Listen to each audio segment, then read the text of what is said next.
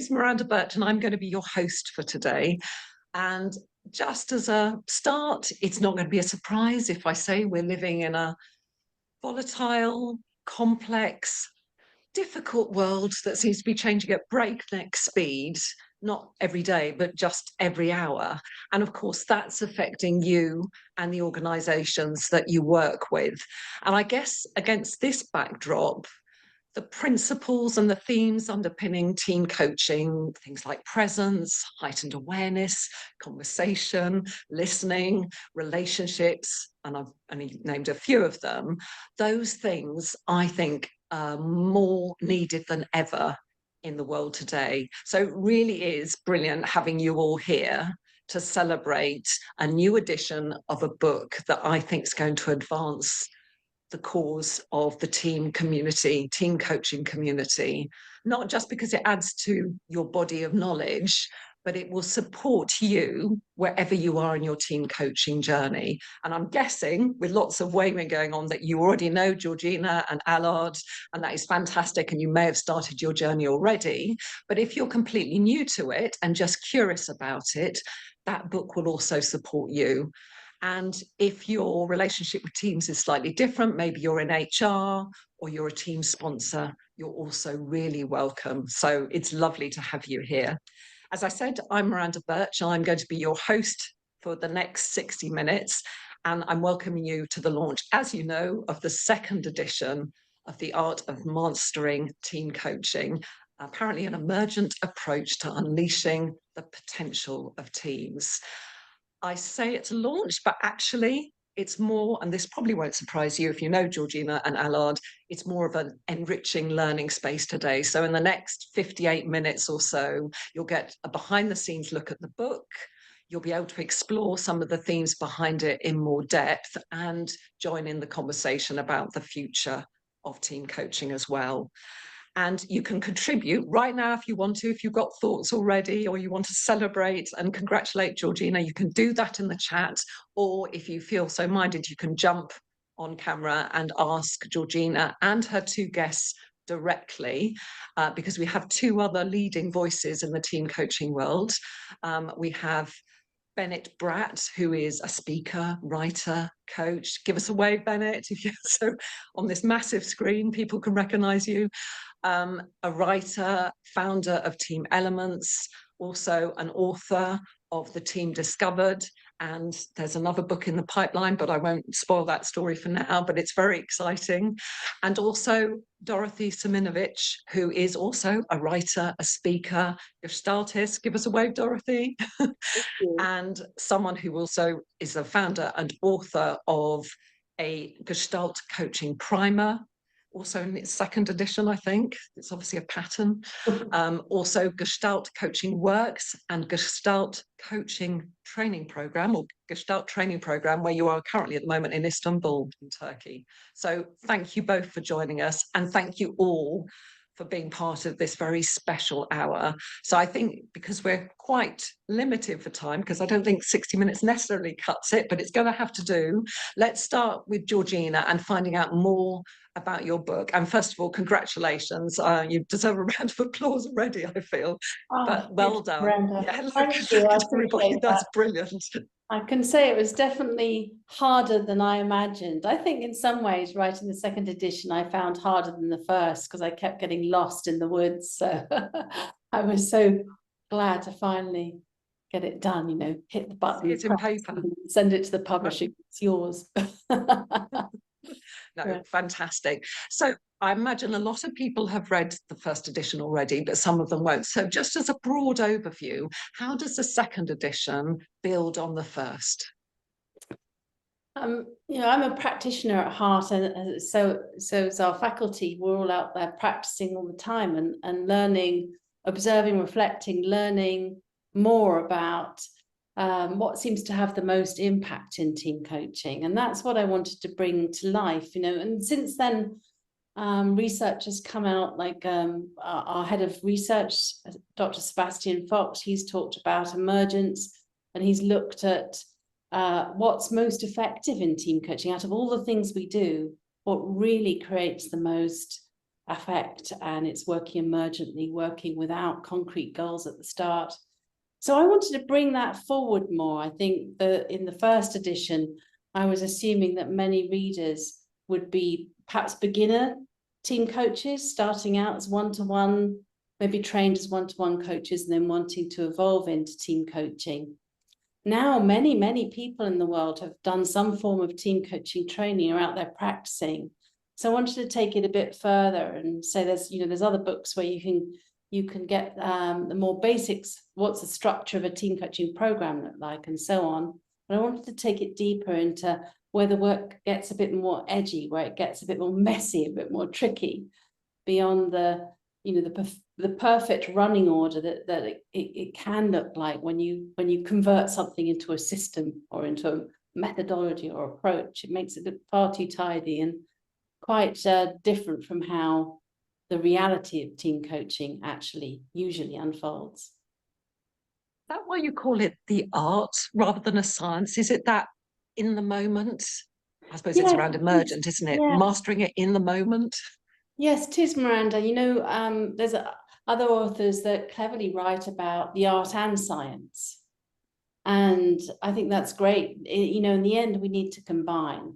It's more of a dialectic than a polarity. We're only focusing on one side. But there's many authors who write about the science. There's a lot of books on the science of teams and what makes effective teams. Of course, they don't all agree, because there's different research and different theory. But there's plenty of stuff out there on that. What there's less of is, how do you work with a team to help them tap into and find their own potential? And so that's the bit that I thought that I could contribute. And that's really been my own work as a practitioner, is to get beyond the need to know, to get beyond the need to diagnose or to control where the team's going, and find a way to work more masterfully in the moment with what's right in front of us.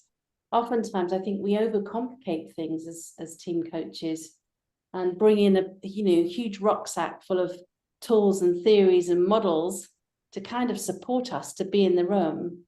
And actually, when you've been team coaching, really practicing the art of team coaching for a while, you realize you need very little.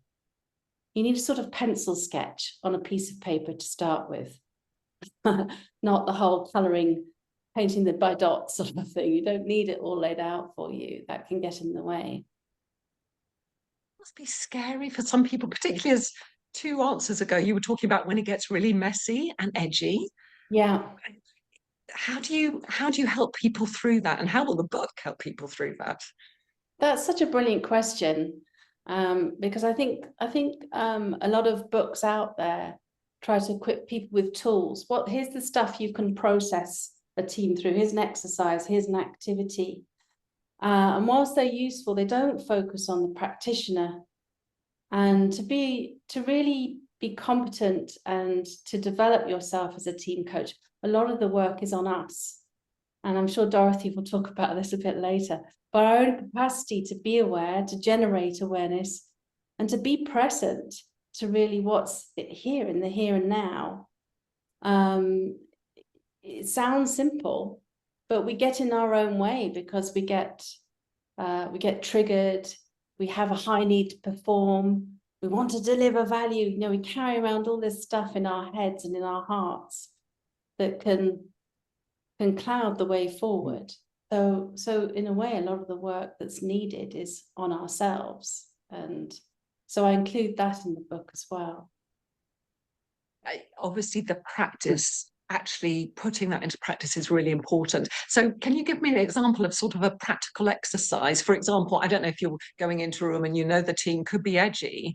Do you calm yourself down? Are there practical things that you can help to make yourself more present? Yeah, definitely. I don't have, I've never found one fixed way that works for everybody. I think we're all different and we've got to find our own way. But for me, I'm definitely aware of my breathing. And that's something that I focus on a lot, is bringing my heart rate down. I might be fluttering up in my chest here, feeling nerves, or my stomach might be churning. I'll slow my heart rate down by slowing down my breathing. And I have this experience of trying to clear noise in my head. I literally feel like I'm pulling the noise out of my head and down and away. That probably sounds a bit ooey to people listening.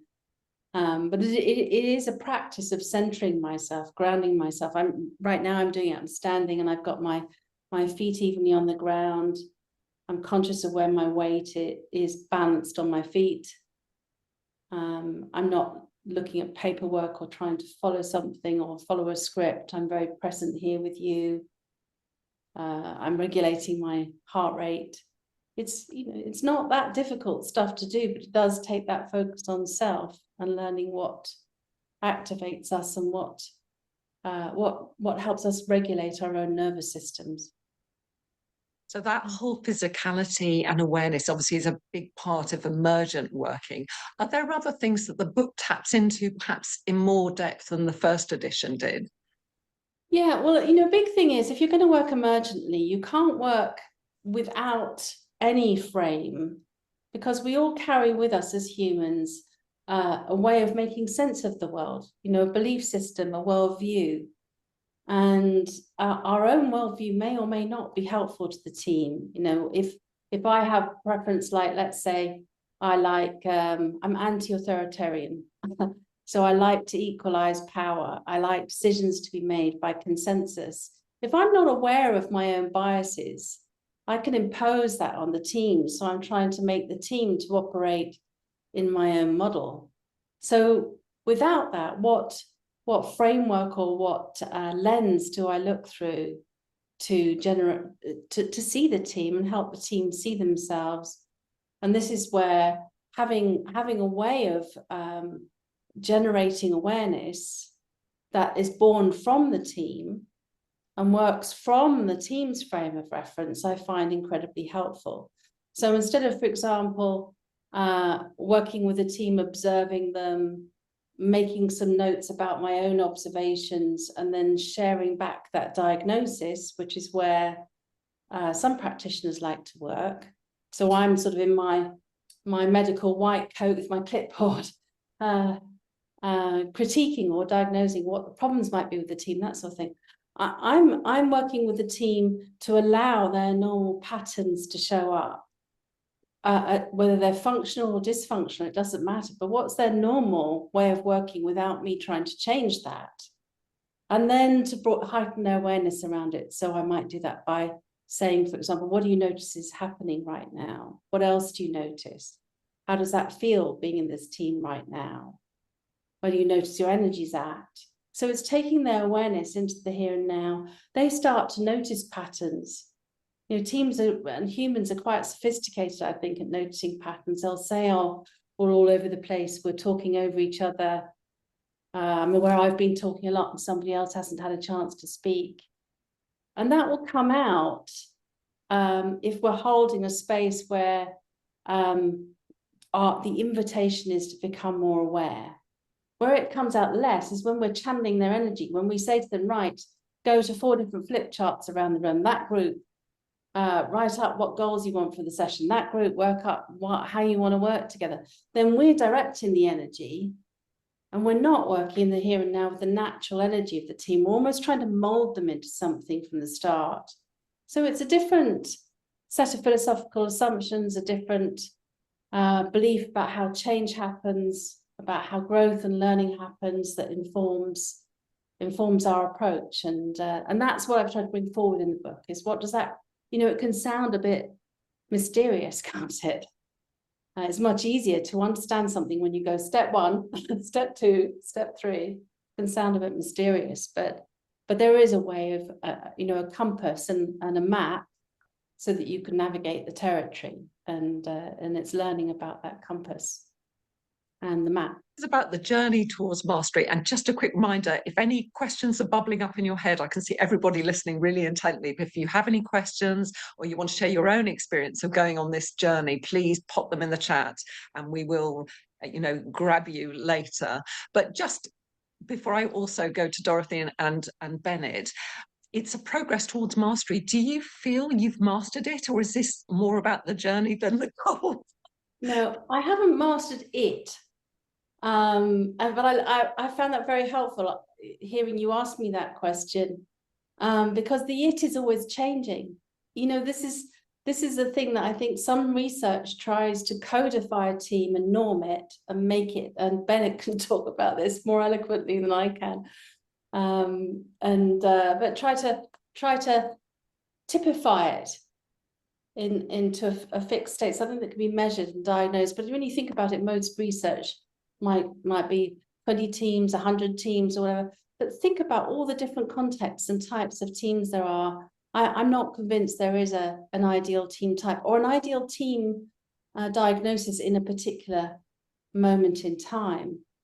So it's really about broadening our lens and being able to work with where the team's energy is wanting to go and what's true in the moment for them and how they identify. You know, I think a lot of our work as team coaches is about trying to help the team identify the most meaningful, the most significant, the most important needs or opportunities that they want to fulfill that will take them towards their destination. And that's where I focus a lot of my energy and time is in that discovery phase of trying to help surface what the real work is rather than simply measuring them through a diagnostic tool and then doing a gap analysis and saying that's where we need to focus our attention. Yeah. Wonderful. I hope that's given you a flavour of the book. And I know if you have questions, do pop them in the chat. Let me bring in Dorothy and Bennett, because obviously you are also authors and well-known voices in this field. But having heard Georgina talk in that way, and I know some of this will resonate very powerfully with both of you, where do you feel Georgina's contribution is in this book? What's it going to contribute to team coaching as a whole? Dorothy. Thank you. Thank you, Miranda. And thank you, Georgina. And just hello to everybody from this wonderful community. I know many of you, and I'm just thrilled to come celebrate you, Georgina, in this community that really you brought together with you and allowed, and actually so much joy and thoughtfulness over the years of developing the work of the studio, the team coaching studio. So I want to say a couple of things. It's just a privilege to be here. And that is, I am, as many of you know, I work in the Gestalt, I want to say sector. And by sector, I'd like to differentiate it from, you know, what we know from teams about teams when they were first as a construct post-World War II, and they were the best impact economically to institute change. And then there were stages of development and ways that we could promote the development and different models. And in some ways, not that it's linear, but they had kind of a, this is how, first it's this, then it's that, then it's this. And in recent years, there is this paradigm that I think, when I think of your book, Georgina, it's in the emergent paradigm, which is instead of being linear, it's in the vertical development paradigm. And that's the area of we look to see what is emerging, and what is emerging is not something that we could have anticipated. We might know this is a team and this is the so-called project and this is what the agenda was, but there's no way of predicting how the team's going to come together and what's both the mood and the focus and the things that are invisible that are happening. And that's this thing that we're calling emergent. And I think now in a complex world, I think what happens is we need to look engaging in teams and be prepared to use ourselves as an awareness instrument to see what wants to be heard emergently in that field of vertical development. So I hear it like in that way, Miranda. So I want to just thank you for the question. And Bennett, I want to go to you. And Bennett, where do you feel Georgina's book will add value to our knowledge in team coaching? Miranda, thank you for holding this space with us. And I literally could just listen to Georgina talk for an hour. That's all I really want to do. But I will add this comment.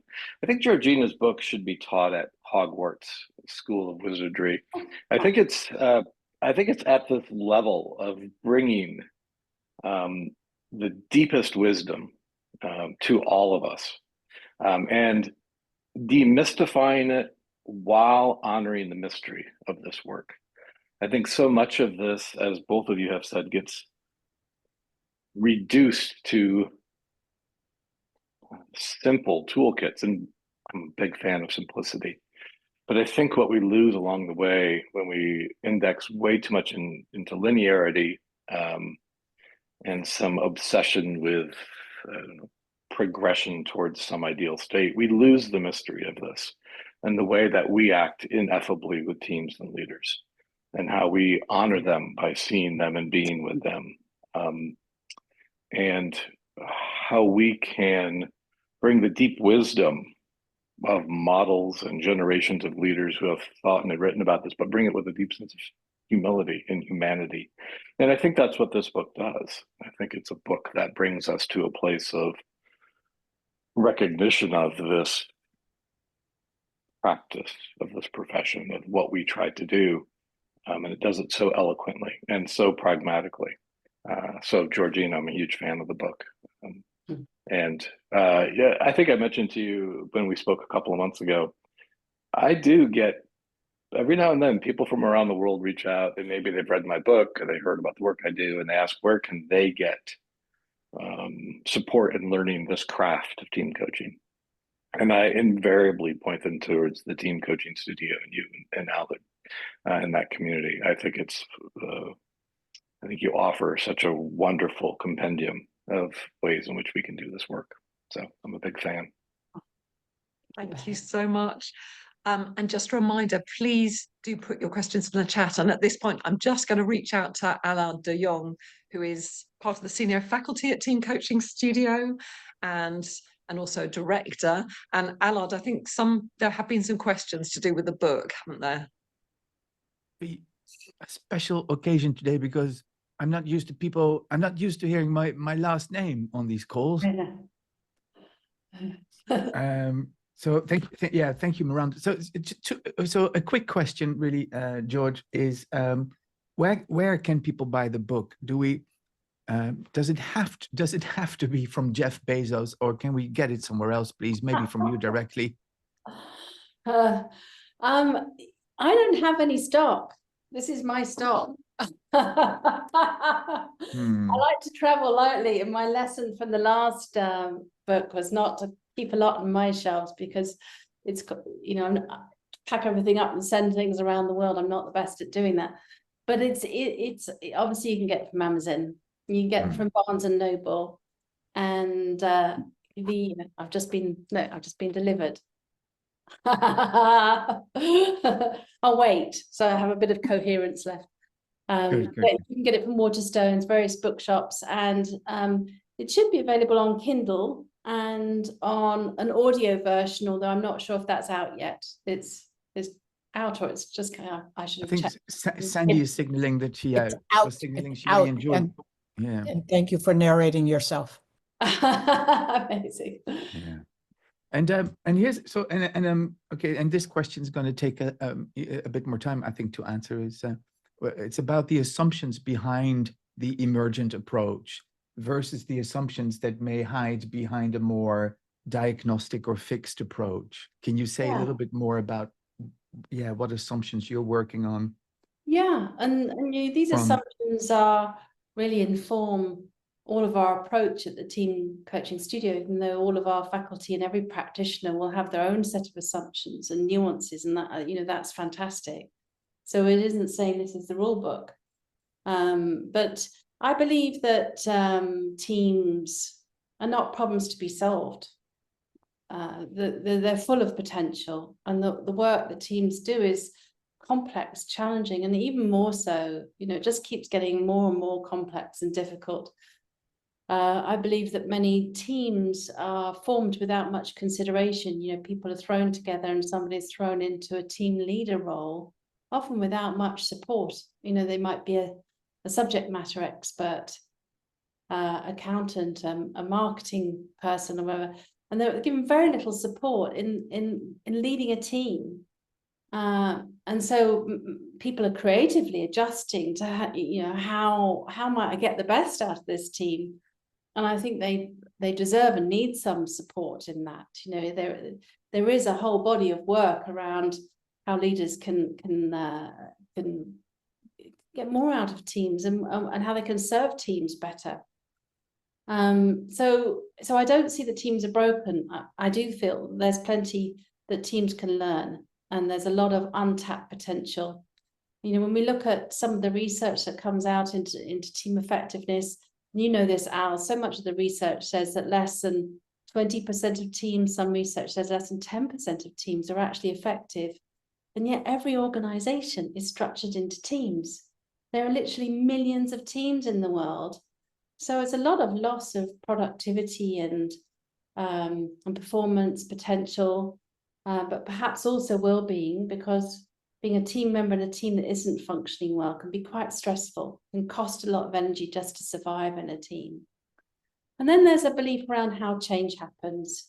So for me, I believe, and in my own life, change happens when I become more aware and I feel energized about something, when something becomes meaningful to me, and then I want to move towards it. And I'm the kind of person who will move mountains. I will work hard, I will learn stuff, I will be uncomfortable if it matters. So it's generating energy around change that I think is really important. And some team working processes, for example, just a diagnostic process, may not generate that energy. It might generate a sort of logical list of improvements that a team could make. But really, we are working with collective energy. And one of the things about team working is a team is made up out of a collection of individuals, and individuals all have their own needs and their own sense of what would make the team better, their own desire and potential. So one of our challenges is to bring those individuals together to have a shared collective idea of what great would be, how they're going to achieve that, how they're going to work together, and what gets in their way. But to do that less in a sort of cognitive way, let's capture it and put it all in flip charts. What really makes the difference is do it in a here and now way. Because I think so much development is just about populating flip charts or slides, and then you're expecting a team to behave differently outside of the room, is a bit of an unrealistic and perhaps a rather harsh expectation of a team who operates in an incredibly busy environment. They're being pulled in all directions. The place to build in the new skills, new behaviors, new competencies is when they're there with their coach. So I think we fall short when we just capture a load of stuff on a flip chart and send it to them and imagine that should result in change. We've got to bring the work into the here and now. And I know for myself, if I practice something, I mean, I use it just as an aside, I used to be absolutely terrified of public speaking. This would have been a nightmare for me. Now I didn't even think about that. I've only just realized that. I didn't even think about that coming on. I was just happy to be here. Because I've had a lot of practice. And so it's gone from being uncomfortable into being part of what I do without me thinking about it. And that's what needs to happen with teams, that they grow, their capacity to work together grows through practicing being together, through reflexivity, through experimentation, reflecting on that, reflecting on the results of those experiments, practicing again, and gradually it becomes a change that's sustainable, just becomes part of the way they are. There's more I could say, but I could talk for hours, as you can probably tell. No, what comes through is the importance of being, isn't it? It's not just doing, it's absolutely being. Allard, was there anything else? Yeah, Any there's other yeah, questions? just tell me when to stop, Miranda, because I'm Okay, but I think one more and then we'll branch out a bit further with okay, Bennett. Then there was a lovely question from Miranda, from Mary Ellen as well, and it's good to see you, Mary Ellen.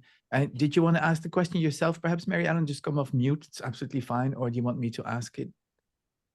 No, I can ask it. I just Hello, had to find Mary mute. Ellen. Hello, good to see you all, everyone. So this emergent approach sounds wonderful, but when you're working with a brand new team, do you start with that, or do you start with maybe a little bit more of the facilitated fixed approach, and then where you build the trust with them, then you can do the emergent? Because for my own, and maybe it's my lack of experience, I can't imagine a team inviting me in and trusting me enough to allow me to be an emergent coach right at the start. Yeah, that makes sense to me. I think a lot about meeting the team where they're at. I don't really expect to go in with some approach that's alien to them. You know, if you're going in, you're doing traditional facilitation, we're going to do a 2-day away day, we're going to do some personality assessments, we're going to develop a team charter. They've encountered that before. They know what to expect. It's not going to freak them out. If I go straight in without any structure, it may not create enough containment for the team. And what I'll get is potentially a lot of resistance, understandably acted out. And then I've got a lot of work to do to get back into psychological safety and into relationship with the team. So I think about meeting the team where they're at and beginning with their frame of reference rather than trying to take them into my world. A bit like, you know, here I am in Spain, having a lovely time, went out for dinner with our landlord last night. I'm trying to speak Spanish. I don't speak Spanish very well, but I'm trying to give it a go. I'm trying to speak in her language. I'm in her country and I'm not very good at it, but I'm not expecting her to speak to me in English. I've got to meet her there, you know. So I try and meet the team where they're at, build the relationship, support them in generating awareness of the most meaningful pieces of work. And that might need facilitated exercises. And then I shift into emergence as quickly as the work allows, because I find that's where I get deeper, more meaningful work, more sustainable, transformative results, actually.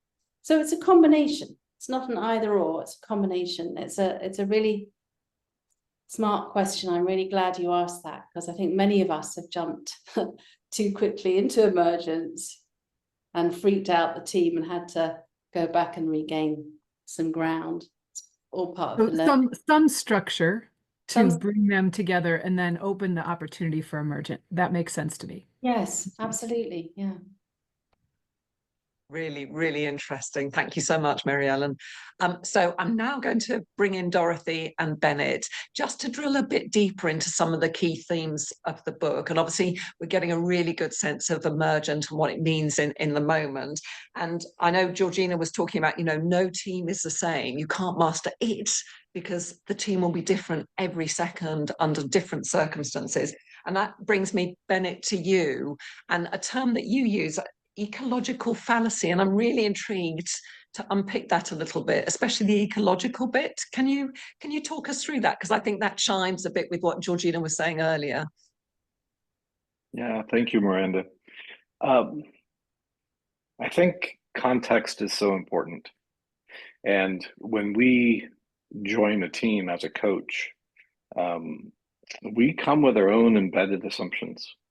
Our own familiarity with our own toolkit, our own sense of hubris or humility. And for the most part, none of that matters to them. They're a river that's been flowing before we ever joined them. And they are a river that will flow long after we've left them. And we might impose our mental model that they have a beginning and a middle and an end, and that they will conform with our linearity. But in fact, that team is always changing.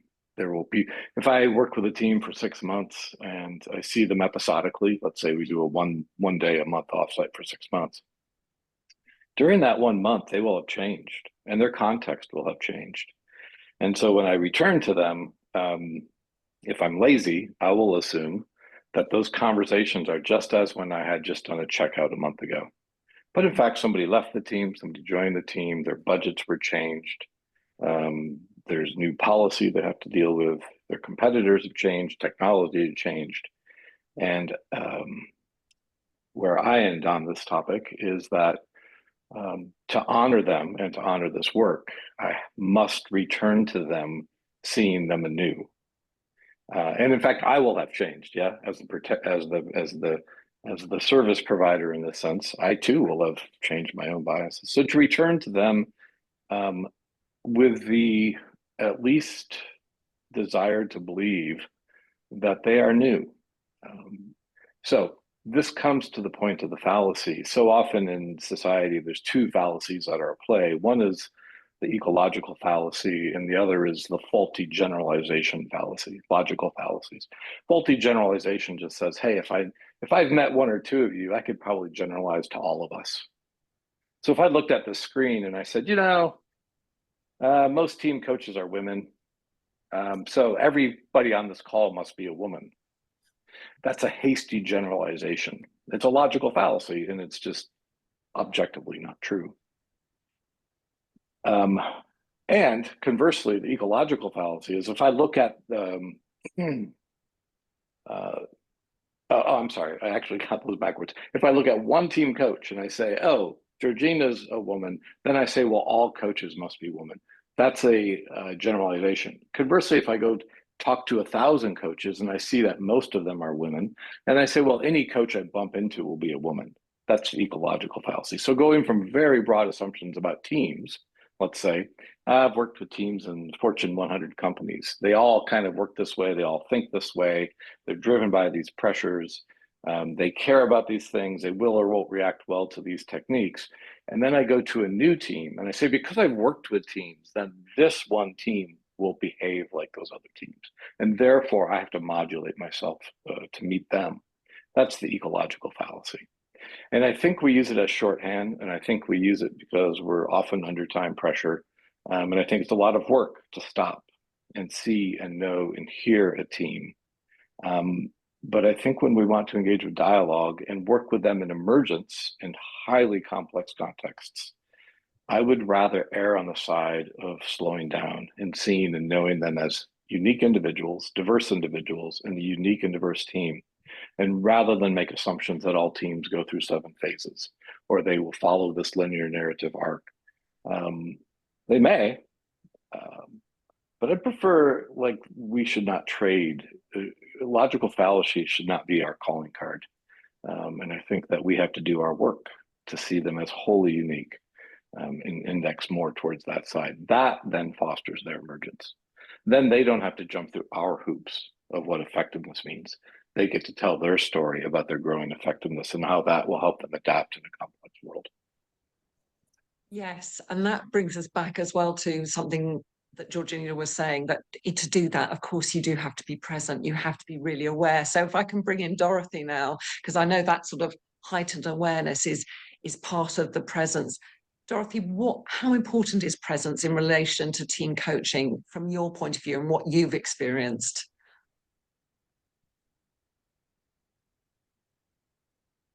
Dorothy, I don't know if you're muted. I did, but now I'm going to thank you so much. I think in many ways, the idea of presence is something that all around the world, it's a term that is being introduced, particularly in leadership, in coaching, and teamwork, because and Georgina, you introduced it as well in this work, and why?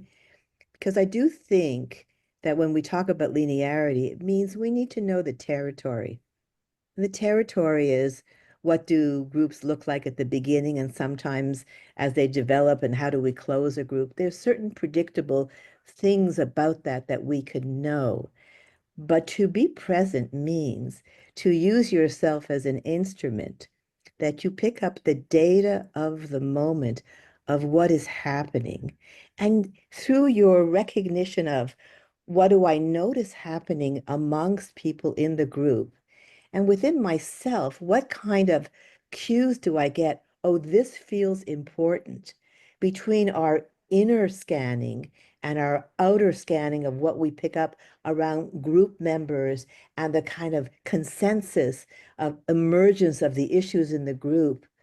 We can make an intervention to the group by asking a question of relevance. I notice this is happening. Is this conversation or this issue or this question, is that important to you? Name the people in the group, or to this group as a whole. And because you're picking up the data of the moment that is happening in the moment, the whole group gets interested, because it's information now, and it's information that couldn't have been predicted. And this is where the authenticity of the group leader is so important, or the group facilitator or the group coach. Why? Because to name what needs to be named takes some courage. You could be wrong, and so what? But and I say so what because you could always say, okay, that's not what is the figure in the group. That's the Gestalt. What is happening now? So presence is something that allows us to get the data and also makes other people in the group feel more engaged, because it's data right now that they can also, it either is happening, or if it's not happening to one member, it may be happening to another member, and you get cross pollination between me and you interpersonally or subgroups within the group. I think one more thing I would to say is, so often we think of skill development, and presence, it's the mastery or the deepening of presence rather than the acquisition of skills. So often people think I need to have the right intervention. And it may be I need to have courage to say, what just happened? I noticed something. What was that? I might not have the answer, but to ask the question of the person holding the skeptical look, or the question that if there's a silence, very often when there's a silence in the group, no one wants to talk. It takes courage as a group coach to say, what's going on? And in that moment of now, to unleash what's called the pregnant pause. I think, Georgina, you wanted to add something. I was looking, well, I think my heightened awareness was aware that you were wanting to say something. No, I was really thumbs up to Dorothy, so well put, and such a lovely example of where we can put our attention, and by being very present in the moment, we can notice the pregnancy of the pause. We can inquire about it, and because in that inquiry, it's not just smashing out there what's happening here. It's finding a way to make use of yourself and your way of intervening that makes it possible for the intervention to land. And that's so much about the art. You can read a great question in a book, but it's not the question, it's how you ask it that often has the greatest impact. Mm-hmm. Which is another theme that strikes me, because obviously we've talked about the uniqueness of teams, but obviously it's also the uniqueness of you as a team coach, isn't it? Everyone's going to have their different stance, their different style, and that's the magic of it, Georgina. Totally. I mean, look at how different we all are. Dorothy, Bennett, Allard, you, me, all the coaches here. Everyone has their own magnificent and unique presence. And learning to use that, but also learning to expand our range a bit. I can be very serious. I can be very quiet. I can look quite intense. I've had to learn to expand my range and bring my voice forward more and be more playful and bring my energy up more, because how we show up has an impact. And I think that's often underrated. In fact, in our team coaching programs, we get to observe a lot of practice, which is just such a wonderful thing, a real privilege to be able to do. And that's what we notice is that oftentimes team members are responding to the way the coach is being, more than they are responding to the question. And the coach is often not aware of that, of the affect they're having through their way of being. So I think that's part of mastering the art as well, is really being more conscious of the affect we have, more intentional about our way of showing up, and what range we need to develop is going to be different for each of us, depending on our proclivities and our habits. Yeah. I feel I'm getting a sense of being a team coach myself, because I'm aware there's a lot going on in the chat, but I'm also trying to look at everybody on the screen. So if I can pass over to Allard again, were there any questions? And again, feel free to pop thoughts in the chat, so you can jump on camera if you want to ask Georgina or Dorothy or Bennett or the rest of the audience a question. Allard. There's a question around intervening from Jack Roddy, and I think his question is taking on more shape as the conversation unfolds. But Jack, please correct me if I'm wrong, but I think where you landed is with a desire to dissolve the perception that the team has of you in order to blend in before you contribute. Yeah, that is exactly right. Allard, is your name Allard? Yeah, that's fine. But yeah, it That's is. exactly It's, right. I don't want them to, the holding of the perception of me as coach gets in the way of our ability to communicate effectively together to cause some change to happen. So I want to dissolve that as much as I can by blending in and getting them to accept me as one of them in the same consciousness they're holding before I can get to a contribution that they will be able to receive in a way that's different from coming from the projection of me as a coach. right. Georgina, how does that land with you, that question? Yeah, I mean, Dorothy will know this better than I do, but it made me think of Hannafin and the weirdness index, huh, Dorothy? Perceived weirdness index. Yeah, PWI, and how we need to fit in enough with the team to be accepted and build psychological safety, but at some point in time we need to be prepared to be weird enough to break away from that in order to disturb and to provoke change. And it's really being aware of the impact of your presence and intentional about it, I think is really part of Can I add one more thing to that? I think myself, if I'm a team member and a coach comes in, I'm going to have certain preconceived defenses that's built into how I'm going to react to this person defending the status quo of my position, right? So now if I can dissolve that defensiveness that me as a team participant, if I can dissolve that, their ability to receive me as a coach becomes more full if I can dissolve their seeing me as the fixed image of coach that they're holding. I hear you. Yeah. So you're focusing on dissolving the fixed image or resistance they have to you being there as a coach. Yes, that's right. You accept Exactly. it in order As much as I can before I decide to contribute anything to them. I want them to see me as number one, affirming anything they say in the group and being one of them and affirming them so that they can relax a little bit and see me as more of a human and not an authority figure. Nice. Yeah. That's very helpful, Jack. And it's something that we talk about part of building the container. You know, we've got to earn the right to do the work. We've got to create a safe enough space and enough relationship, enough contact to earn permission to intervene and to disrupt. We go straight in and disrupt too quickly, we're likely to build up a lot of defenses that then we'll have to work, take a lot more time perhaps to get back into relationship with them. Yes. I think sometimes, you know, off the peg team approaches just go straight into the exercises, you know, a quick check-in, a quick, you know, what's the weather where you are today or something like that, and then into the work. And we haven't done enough to really build psychological safety and permission and the relational contract between us. And, and it will differ with all teams. You know, some teams I find are very willing to get right in there and they almost don't see me, don't give me permission unless I disturb enough at the start. They had that with some teams. They're going in, but prove yourself to me, prove your value from the start. Right. And I need to do something that shakes them up a bit to get their attention to earn the right. With others, it's more about psychological safety. That's true. Yeah, it's very interesting. Dorothy, you were nodding there. Did you want to add something, Dorothy?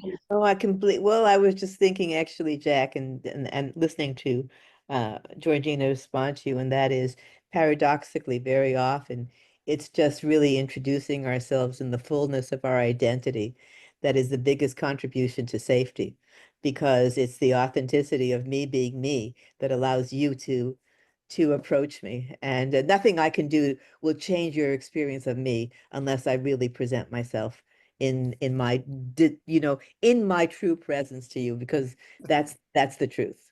Well put. Yeah. And Bennett, how about you? How do you build that container and that relationship?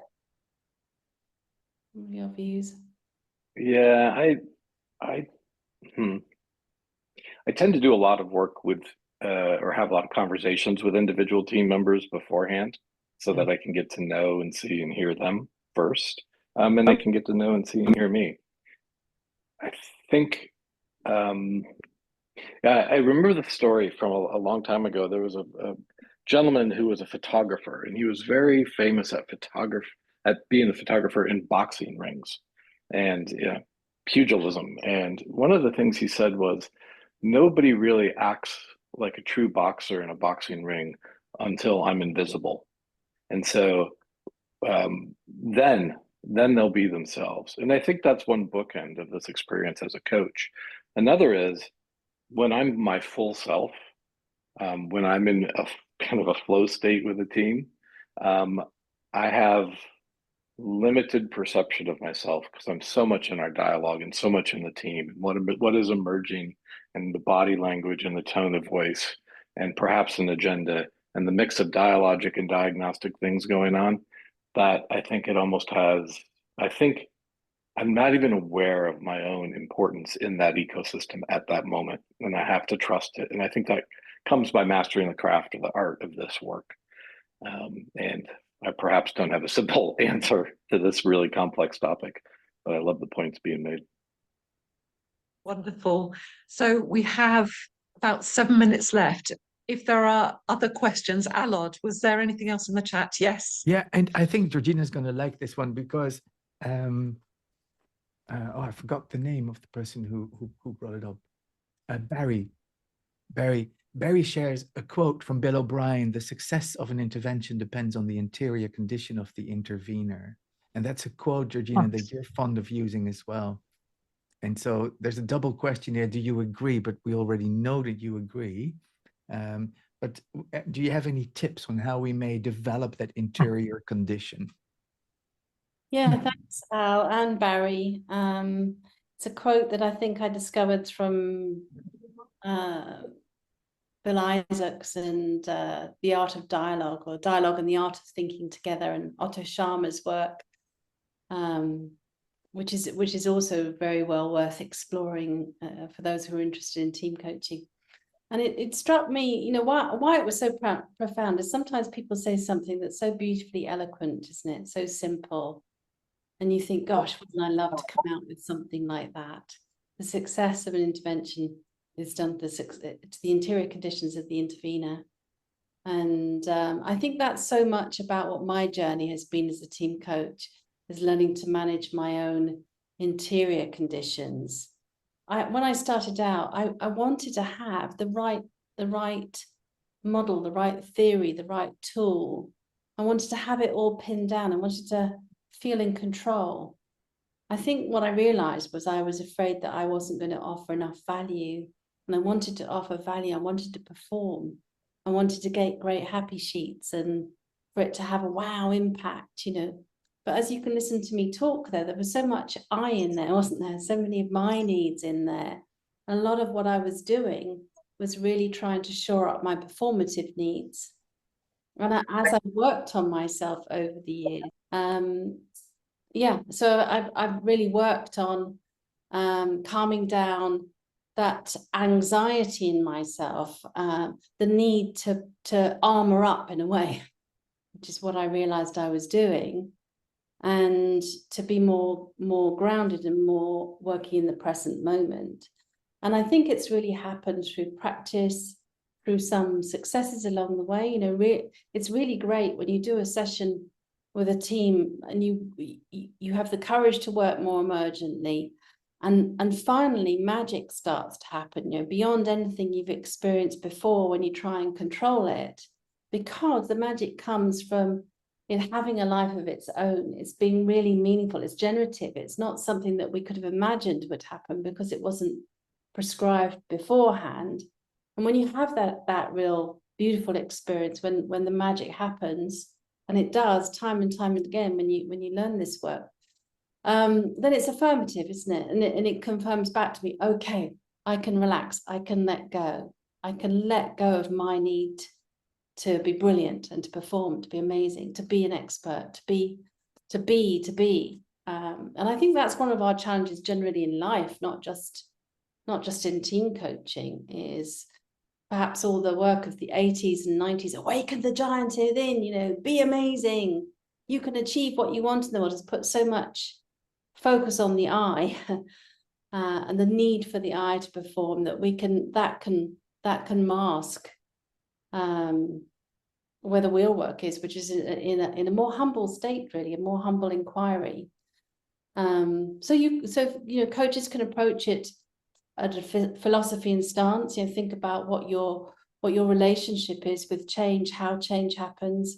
And as you know, Al, we talk about mantras. That our stance we describe as mantras. What can you say to yourself that will help you stay present in the moment and trust the process?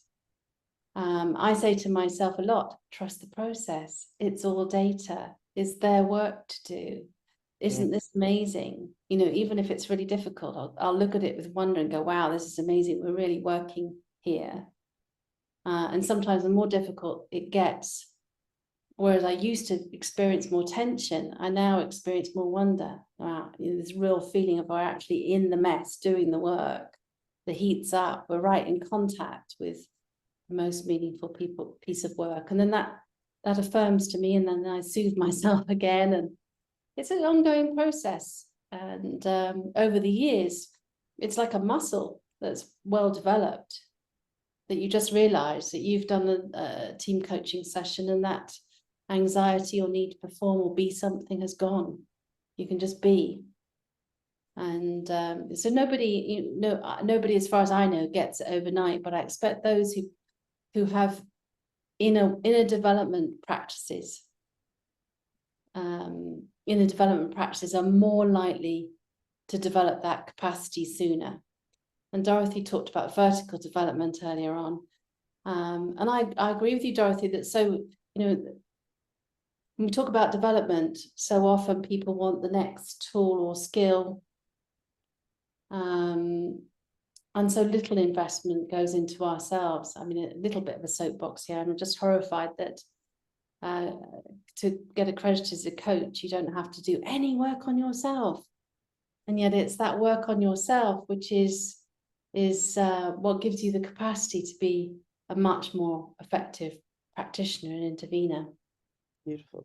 That is a brilliant, brilliant place where sadly we have to stop. I cannot believe this hour has gone so quickly, but thank you all so much. I know there is a recording that will be available, yes, and all the details of all our guests. So thank you, Bennett, Bratt, and thank you, Dorothy Siminovitch, and Georgina and Allard. Thank you all very much for your questions. Remember, the Art of Mastering Team Coaching is available. Mastering the art of team coaching. Yes, emergently, I've changed the title of the book. Maybe But it yes, needs to change, Miranda. Let's tell the publisher we've just changed it. Yeah, Mastering the Art of Team Coaching is available. And I do want to just add, because people don't necessarily know, if you go to the website of the same name, masteringtheartofteamcoaching.com, you can download a companion workbook, and that will help you reflect, help you develop yourself, give you lots of things that are useful to help you build your practice. So it's an extra part of the work where you can really start to make it more of yours, your own.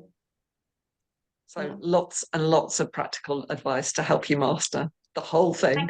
I'm not going to attempt to destroy the title again. Cheers. Thank you so much for coming and celebrating an amazing event. Thank you.